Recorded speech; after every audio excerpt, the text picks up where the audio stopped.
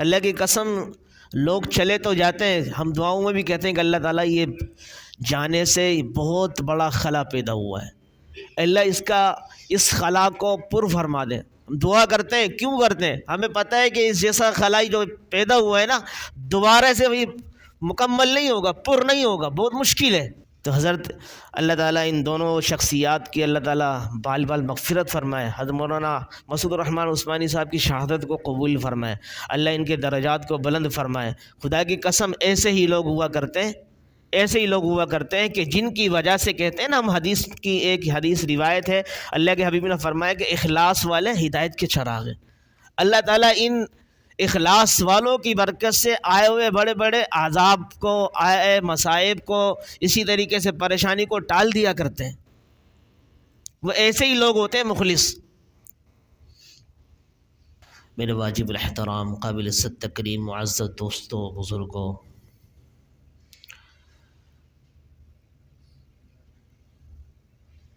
آج آپ کے سامنے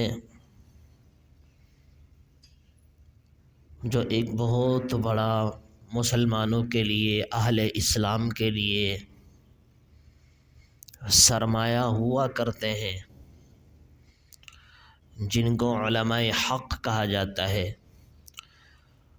اور جو اپنی جانوں کی اور اپنے مالوں کی پرواہ کیے بغیر اللہ کے راستے پر چل پڑتے ہیں، اور بالکل اخیر تک، جب تک ان کو موت آئے اس وقت تک اللہ کے اس اعلاء کلمت اللہ کی خاطر اپنی جان کو، اپنے مال کو، اپنے اوقات کو، الغرض تمام تر توانائیوں کو لگانے میں مصروف عمل رہتے ہیں۔ ان کے حوالے سے چند ایک باتیں آپ کے سامنے ذکر کروں گا۔ جیسے کہ آپ کو معلوم ہے، گزشتہ 4-5 روز پہلے، بلکہ پچھلے جمعے کو، ملک کے مشہور اور معروف بہت بڑے ایک عالمی شخصیت، نظریاتی شخصیت، حضرت علامہ مولانا مسعود الرحمن عثمانی کو اسلام آباد کی دھرتی پر بڑے ہی بے دردی کے ساتھ مظلومانہ شہادت سے ان کو سرفراز کیا گیا۔ اور گزشتہ کل ہمارے حاجی عبدالوہاب صاحب رحمۃ اللہ علیہ کے خادم خاص، بہت بڑے عالم دین، مدرسہ عربیہ راوین کے شیخ الحدیث حضرت مولانا فہیم خان رحمہ اللہ اس دنیا سے رحلت فرما گئے۔ دونوں ہی حضرات بہت ہی بڑے پائے کے عالم تھے، بہت ہی بڑے اللہ والے تھے۔ ایسے لوگ بہت کم پیدا ہوتے ہیں جو کہ ابتدا سے کسی کا ہاتھ پکڑ لے اور انتہا تک اسی ہاتھ کے اوپر بیعت کی ہوئی ہوتی ہے، اسی پر آخر تک دنیا سے چلے جاتے ہیں، لیکن اس ہاتھ کی جو ایک مدد ہوتی ہے، ایک اس کی سعادت ہوتی ہے، اس کو کبھی بھی مرتے دم تک نہیں چھوڑتے۔ اس کاز کو، اس کام کو جس پر ان کے بڑوں نے اس کو چھوڑ دیا، اس کاز سے بالکل 1 انچ برابر پیچھے نہیں ہوتے۔ ایسے لوگوں کی وجہ سے جماعتیں، ایسے لوگوں کی وجہ سے وہ پارٹیاں، ایسے لوگوں کی وجہ سے جس کاز پر وہ ہیں، وہ اخلاص کی برکت سے آگے چلا کرتی ہیں۔ خدا کی قسم، کسی بھی جماعت میں، دنیا کی اعتبار سے بات کر رہا ہوں، دینی اعتبار سے تو بہت اعلیٰ ہے، دنیاوی اعتبار سے اگر کوئی کسی جماعت کے ساتھ کسی کا تعلق ہو، کسی پارٹی کے ساتھ کسی کا تعلق ہو، وہ اگر مخلص ہوگا اپنی جماعت کے ساتھ، تو حقیقت میں اس ایک بندے کی اخلاص کی بنا پر وہ اس کی پارٹی، اس کی وہ جماعت ایسی پروان چڑھے گی، لوگ دیکھتے رہ جاتے ہیں۔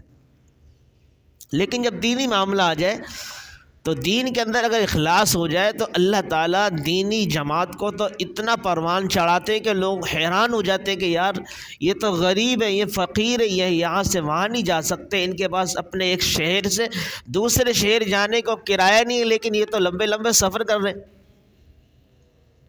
یہ وہی پیچھے اخلاص ہوا کرتا ہے، یہ پیچھے وہی اپنے اس کاز، اپنے اس نظریہ، اپنی اس جماعت کی تمام تر پالیسیوں کو دیکھ کر چلا کرتے ہیں۔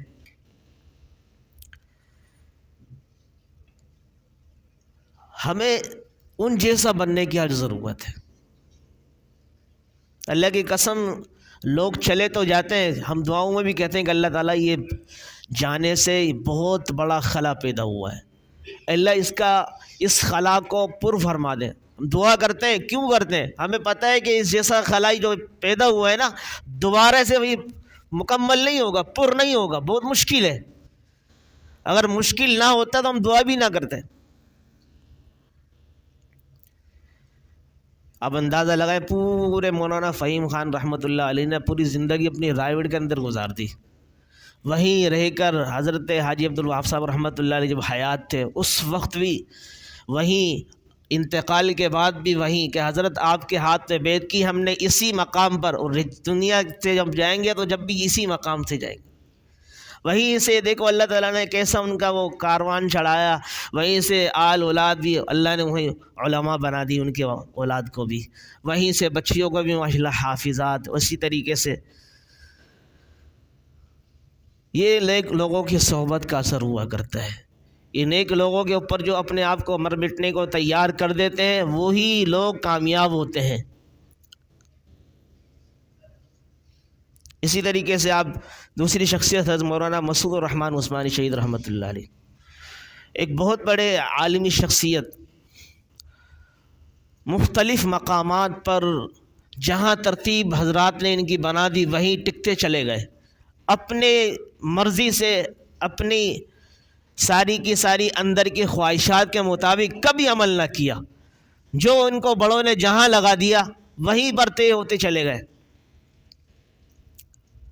ان کی فراغت تو 2000 سے پہلے کی بنوری ٹون کی ہے، حضرت مولانا مسعود الرحمن عثمانی شہید رحمۃ اللہ علیہ، لیکن اس کے بعد پھر کسی نے ان کا اسلام آباد کے اندر 1-2 سال تک مسجد کے اندر امامت الخطابت کے لیے اساتذہ نے کسی نے متعین کر دیے، وہاں رہے، پھر وہاں سے اساتذہ نے پھر متعین کرے کہ آپ کراچی گلشن اقبال میں آ جائیں، یہاں پر آ گئے ان کے کہنے پر، پھر یہاں سے دوبارہ کسی پنجاب کے علاقے میں بھیجا 2-3 سال کے لیے، وہاں چلے گئے، پھر وہاں سے دوبارہ کراچی میں بلایا، پھر یہاں رہے، پھر دوبارہ اسلام آباد بھیجا، وہاں چلے گئے۔ آدمی حیران ہو جاتا ہے کبھی کبھار، یار میں اپنے استادوں کی مانوں یا اپنے آرام اور راحت اور چین کو دیکھوں؟ لیکن جو لوگ نظریے پر کام کرتے ہیں نا، وہ کبھی بھی اپنی خواہش کو سامنے نہیں رکھتے، وہ کہتے ہیں نہیں میں مٹ تو سکتا ہوں، مٹ تو سکتا ہوں، میں ختم تو ہو سکتا ہوں، لیکن میں اپنے جذبات، اپنی خواہشات کو سامنے رکھ کر زندگی نہیں گزاروں گا، بلکہ میرا جو نظریہ ہے، جو مجھے کاس دیا گیا ہے، جو مجھے مشن دیا گیا ہے، اس کے پیچھے اپنی جان لگا دوں گا۔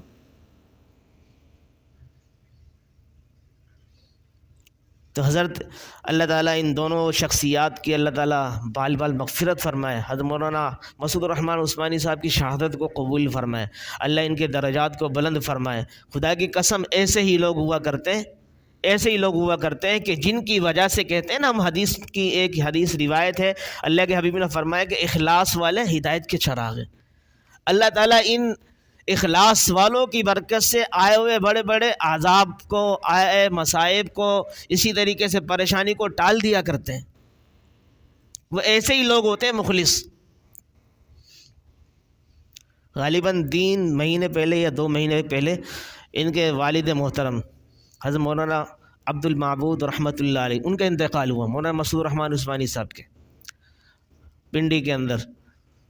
تو ان کے جنازے پر حضرت مولانا معاویہ اعظم صاحب دامت برکاتہ عالیہ بیان فرمانے لگے، کہنے لگے کہ مولانا مسعود الرحمن عثمانی، ان کے بیٹے یعنی جن کا جنازہ رکھا ہوا ہے، ان کا مخاطب کر کے کہا کہ ان کے جو بیٹے ہیں مولانا مسعود الرحمن عثمانی، یہ اتنی سزاؤں کے باوجود، اتنے مصائب کے باوجود زندہ کیسے، کہ کبھی کس جیل میں ڈال دیا جاتا ہے، کبھی گرفتاری، کبھی چھاپا، کبھی پکڑا جا رہا ہے، کبھی کیا کیا جا رہا ہے، کبھی کیا کیا جا رہا ہے، کہ مجھے سمجھ میں نہیں آتا تھا یہ کیسے بچ جاتے ہیں، کہ ایسے اللہ ان کو بچا لیتا ہے جیسے کہ مکھن کے اندر جیسے بال گر جائے اس کو آرام سے معمولی کے طریقے سے اٹھا کے ایک سائڈ میں رکھ دیا جاتا ہے۔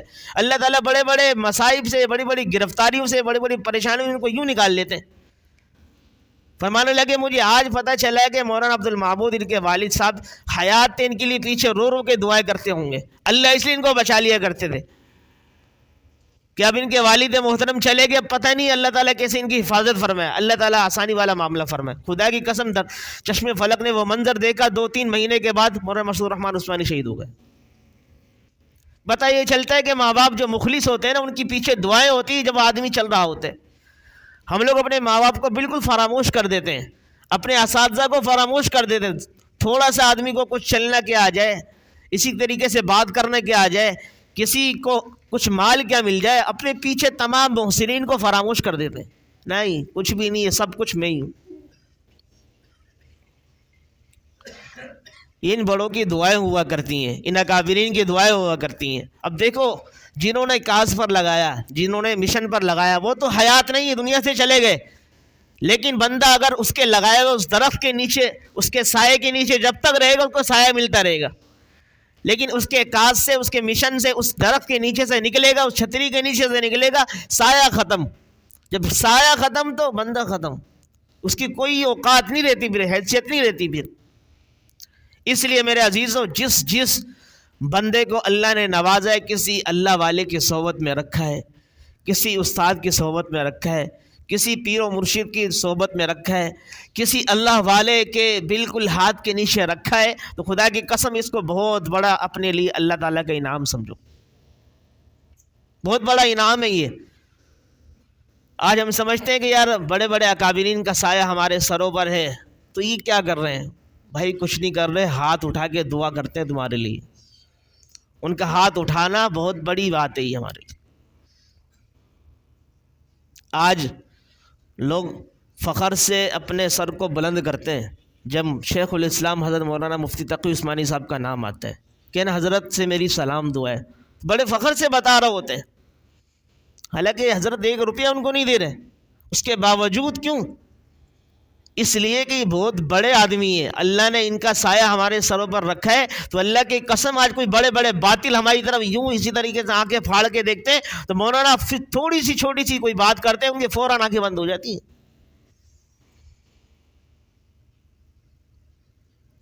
آپ حیران ہوں گے، ابھی اسلام آباد کے اندر حرمت اقصی کانفرنس ہوئی تھی چند ماہ پہلے، تو اس میں حضرت شیخ الاسلام مفتی تقی عثمانی صاحب حفظہ اللہ، ان کا بھی بیان تھا اردو کے اندر، ظاہر سی بات ہے پاکستان میں ہوئی،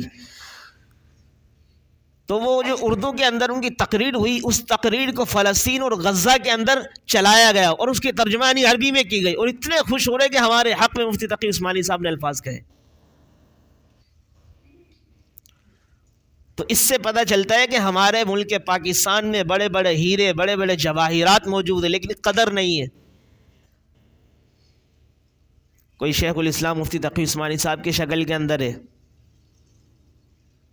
کوئی حضرت مولانا سلیمان بنوری صاحب کی شکل کی صورت میں ہے، بڑے بڑے اکابرین، کوئی مولانا الیاس گھومن صاحب کی شکل کے اندر ہے، کوئی مفتی عبدالواحد قریشی صاحب کی شکل کے اندر ہے۔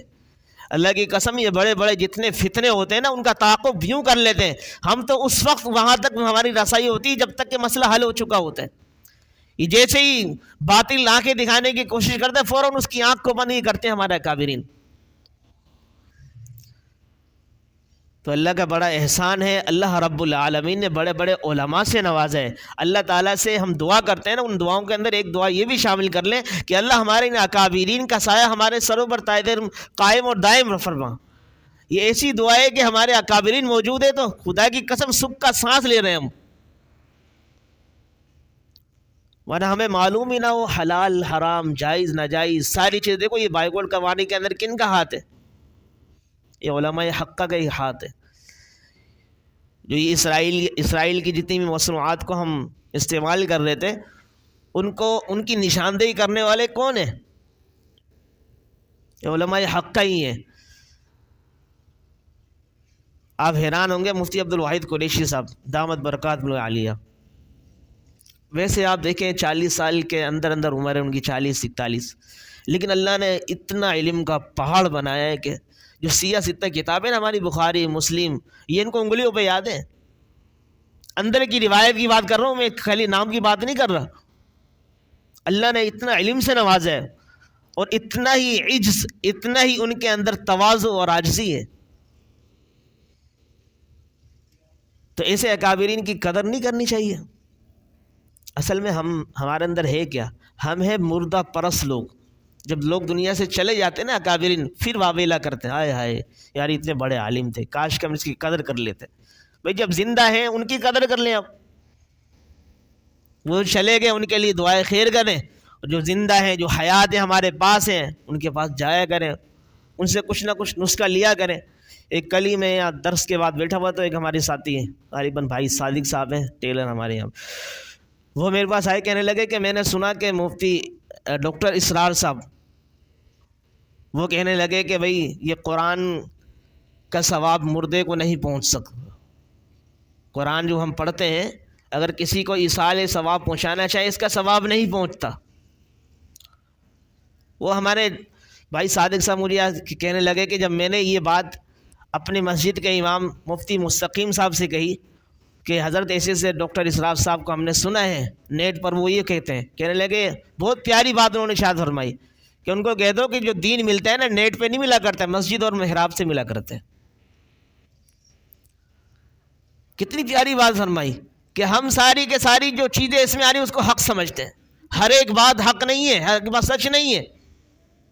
آج ہم بڑا اس کو سمجھتے ہیں کہ جس کے زیادہ دیکھنے والے ہیں، جس کو زیادہ لائک کرنے والے ہیں.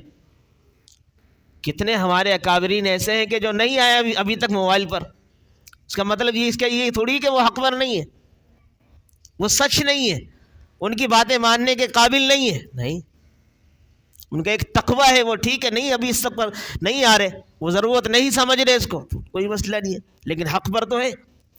حضرت استاد مولانا الیاس گھمن صاحب کتنا بڑا نیٹ ورک چلا رہے ہیں احناف میڈیا کے حوالے سے، لیکن کبھی وہ ہمارے بنوری ٹون کا فتویٰ ہے کہ نہیں بھائی ہم نہیں آئیں گے اس موبائل کے ذریعے پر.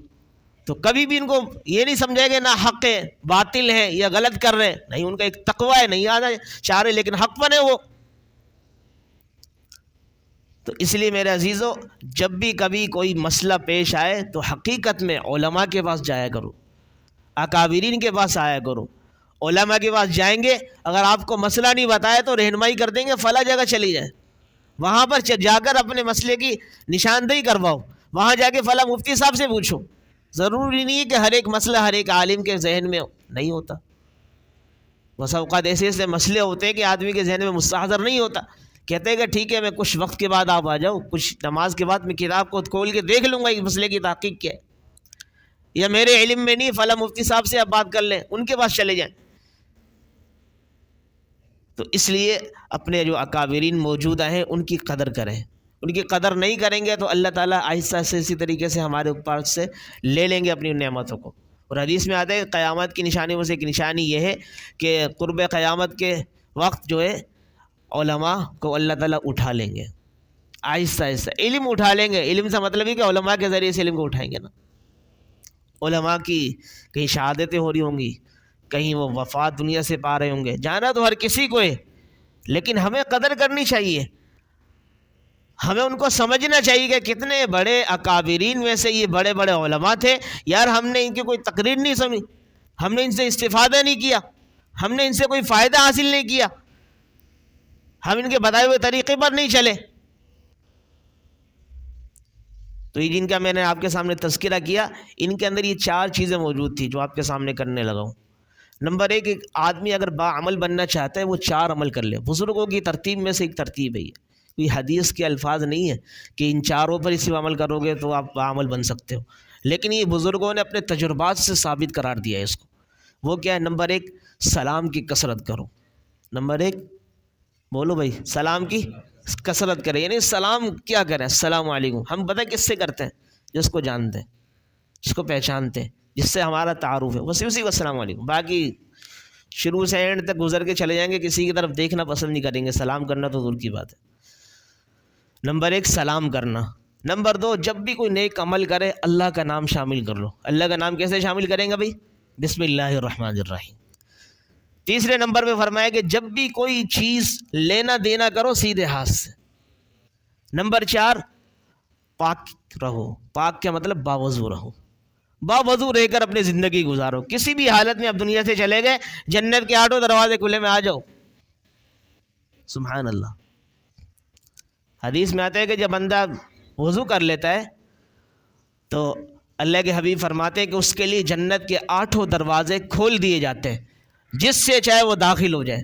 اب اندازہ لگاؤ، آپ باوضو رہیں گے جب تک آپ کے لیے دروازے کھلے میں، کتنی بڑی فضیلت کی بات ہے۔ باعمل رہنے کے یہ 4 نسخے بتائے ہمارے اکابرین نے۔ نمبر 1، سلام کی کثرت، بہت آسان ہے، ہر ایک بندہ کر سکتا ہے، اس میں کوئی چیز سیکھنے کی ضرورت نہیں ہے۔